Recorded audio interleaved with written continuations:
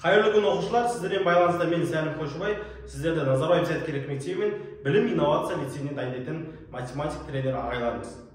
Бүгінгі біздің қарайтын есебіміз осындай фигура. Бұның боялған бөлігінің ауданын табу керек, және осы фигураның периметрін табуымыз қажет.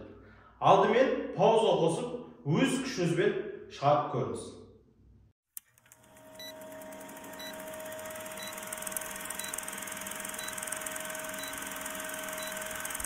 Мен сізді шығар деп ойлаймын, алайда осы есепті бірге шығарайық. Бірінші сұрақ, боялған бөліктің ауданын табыңыз. Пиді 3 деп алыңыз. Енді қараңыз, мына жерде боялған бөлік бізде 2. Міне 1 бөлігі, міне 2 бөлігі. Біз бұл жерде нені көріп тұрмыз? Қарасаңыз, мынау бізде шеңбердің 4-тен 1 бөлігі.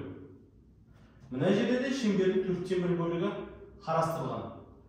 Бірақ айырмашылық мына шеңбер 4-тен 1 бөлігін осылай ортасынан, квадраттың ортасынан сызықша жасап, тең 2-ге бөлген екен. Және мына қалған кішкентай бөлікті қызылмен бояп қойған. Енді бізде сөйтейік. Мына жерде пайда болған шаршыны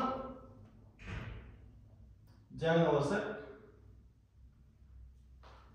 осылай пайда болады.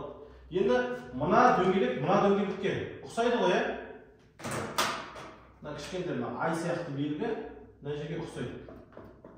Яғни бізде мына жоқ деп ойлап алып тастасақ, бізде не пайда болады екен? Мынандай бір үшбұрыш пайда болады екен. Енді осы үшбұрыш туралы ойланайық. Бізде шаршының қабырғасы 10-ға тең. Бұл шаршының төменгі бөлігі де 10-ға тең болады, жоғарғы бөлігі де 10-ға тең болады, және 10 жағы да 10-ға тең болады.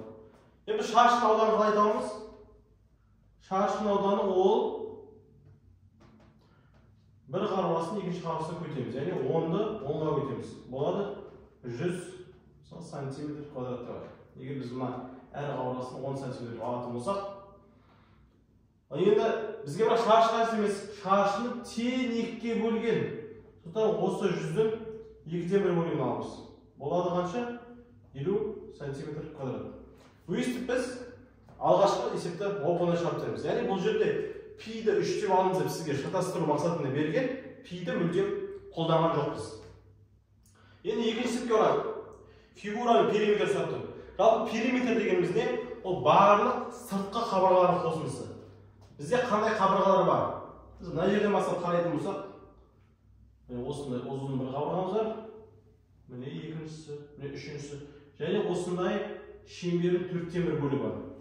Енді бізде мына бір бөлігі 10 болғандықтан, бұл шаршының мына бөлігі де 10, мына бөлігі де 10, мына бөлігі де 10.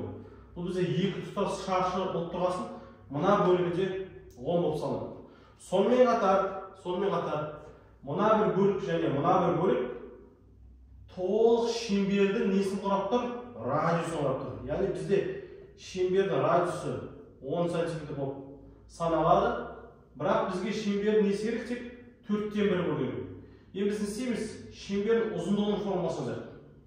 Шеңбердің ұзындығы с тең болады 2 көбейтілген пи көбейтілген r. 2 көбейтілген, біздегі пиді 3 деп алыңыз еді, радиус нешеге тең? 10-ға тең. 2-ні 3-ке және 10-ға көтсек болады 60 см. 60 см дегеніміз не? Бұл осындай бір шеңбердің ұзындығы. Көріп тұрсыз ба? Бірақ бізге шеңбер емес, оны тек 4-тен 1 бөлу керек. Міне бір бөлік, осы тұтас шеңбердің тек 4-тен 1 бөлігі болып тұр. Енді істейміз, 60 сантиметрдің 4-тен 1 бөлігін табайық. 60 пен 4 қысқарады, болады 15 сантиметр. Енді мына фигураның периметрін табатын болсақ, периметр бар сыртқы қабырғаның қосындысы ғой. Сыртқы қабырғаны қарайық. Міне 1, 2, 3, 4. 4 осындай 10 см болады кесіндіден құралған. 4 көбейтілген 10 қосылған. Және міне бір жер бар. Шеңбер 4-тен 1 бөлігі. Ал шеңбер 4-тен 1 бізде 15-ге тең. Тағы 15 болсаңыз, сонда болады 55 см. Сізде де осындай жауаптар шықты ма? Біріншісінде 50 см квадрат, екіншісінде 55 см. Егер шыққан болса, төменге өз жауабыңызды қалдырыңыз. Ал енді мен сізге осыған ұқсас бір сетті жазайын, өз күшіңізбен жазыңыз, шығарыңыз және төменге қай қаладан екеніңізді, қашан жазып отқаныңызды жазып кетіңіз. Сізге осындай бір есеп қалдырдым. Ұқсас шаршылар берілген, осылардың қабырғасы 20-ға тең. Осы жерде екі боялған бөлік бар. Сол боялған бөліктің ауданын табыңыз және осы фигураның периметрін табыңыз.